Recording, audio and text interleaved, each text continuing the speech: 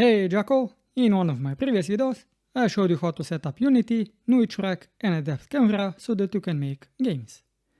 And in today's video, I'll show you how to make buttons so you can interact with them, without actually clicking on them.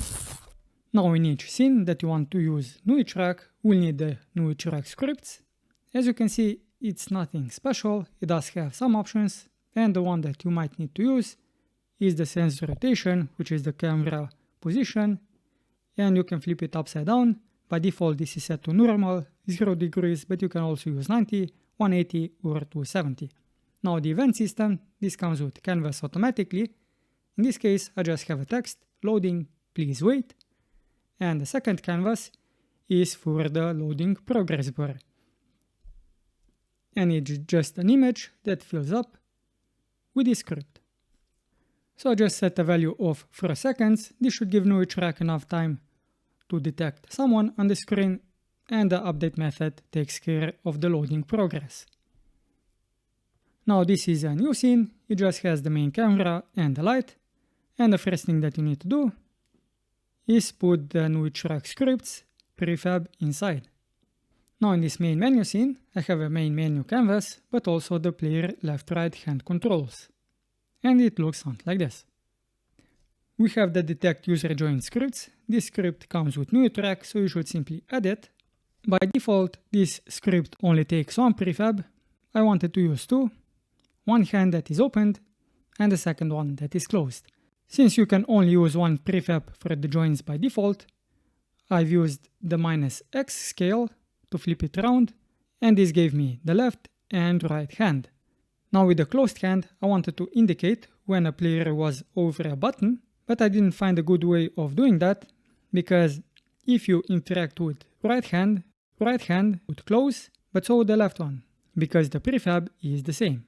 I will now just copy this player left and right hands control, but you can use the detect user joins on any empty object that you want. You will just need to use any prefab to indicate the joins. Now let's make a canvas that we will use as a background, and as you can see the event system was added automatically. Also add the UI image to this, as the image will be our background. Change the width and the height to what you want. I'll just use 800 and 400 and change the color to what you want. Now let's test it out if we see anything. So we do have the player left and right controls. If I now open it, you can see that the position of the hand is changing, but we don't actually see anything. I pressed F in the scene and we do see the hands, but we don't see them in the game scene. Let's try adjusting the Z-axis of the player left and right game object. Oops. We do see the hands, but they're tiny. If we make some adjustments, we can see them, they're big, but the issue is the object or the hands are behind the canvas. So we'll fix that. I will set the camera how I set it in my previous scenes. So the Z-axis will be -4, the field of view was set to 10, and now I simply have to adjust the Y-axis. So something like this. So I have the center position, but the hands are still behind the canvas. So with the canvas selected, change the render mode to screen space, camera. Now you have to specify which camera. This scene only has one, so I'll simply use this one, and that is fixed. We can now move the hands over the UI, and we'll be adding a button to this. But before I add button, let's also change the scale. Scale this with screen size, and I'll use 1920 by 1080. So those are the settings that we need to use. Let's go out of the play mode, and in the canvas we'll have to set the values again. So set the render mode, change the camera, change the values. I had it set to -4, 0 and 10 for the field of view.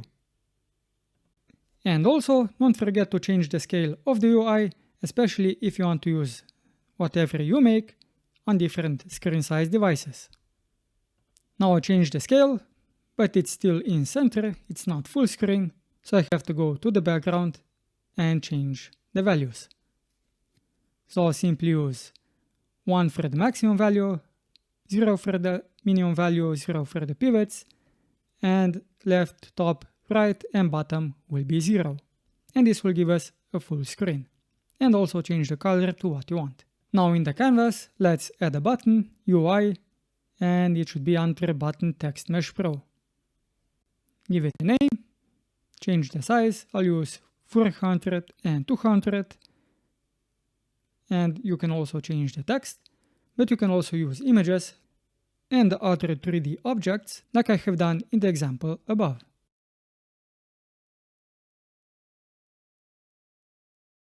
Now when it comes to button interaction, if you use a mouse, the button has an on-click function, but we can't use it, at least not to my knowledge. So what I'll do, in the canvas, I'll make a 3D object and I'll make a cube, as it has a similar shape to the button. Let me increase the scale a bit. We can see the cube. Let's go to the scene view and press F. We do see the cube, but it's tiny compared to the button, so let's increase the size a little bit. We do see it now, so let's scale it up to the same size as the button, so 400 and 200. Now we don't want to see the cube, we want to see the button, so simply disable the mesh renderer. And what we need from the cube is the box collider, so we have it. It's a bit small for our needs. Let's see where the hands are in comparison to the button. So we can't click on it, we also can't interact with it, as we can't see the actual hands close to the button. So let me zoom out a little bit, find the hands, and also let me try to find the canvas and the button. So we do see the canvas, and the hands are all the way there, so not even close.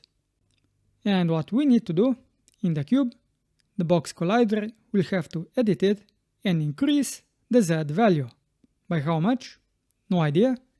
At the end, I used the value of 500. The higher you set this value, the further away you can be from the camera, but the camera also has to be able to detect you from so far away. Now in the scripts folder, I'll make a simple C# script to test the interaction of the hands that we have as a prefab and this button. Since I'll be using the trigger method, the box collider also has to have the isTriggered enabled. Put the newly created script onto the cube and open it. And this is the method that I'll use, a simple onTriggerEntry method. I'll just use a debug.log to display some text, so I know that my hands are interacting with the button. Now at the moment I'm in the play mode, and we have to edit the rigid body component if we want to interact with the button. Because I've added the component while in the play mode, the box collider simply fell down, so I have to fix that by changing the position Y, and you can just change it. You have to disable the gravity and enable the kinetic to stop the movement. I will now simply display the cube so I know that it's still there, and it is, but I have no interactions going on. It says 8, but nothing is detecting as it should be. So I have to fix the size of the box collider. And once I did that, in this case I had to scale it down, way down, and now it's working, as you can see. So anytime I touch the button with one hand or the other, the text is displayed. Now in one of the games I wanted to have multiple people control different characters. I wasn't successful at the moment, so I'll just show you what you can do if you make a single player. This is an endless rounder. You can go left to right, you can jump by actually jumping, and you can roll by ducking a little bit, and also hit obstacles. Now this game does run smoothly, but it was recorded on the laptop while the game was running, and the laptop itself is not high-end, more like low to mid-end. If you want to know more, like maybe how to do the movements for an endless rounder using the Nuitrack, let me know in the comments down below. I'm Simon, until next time jackals, keep it digital.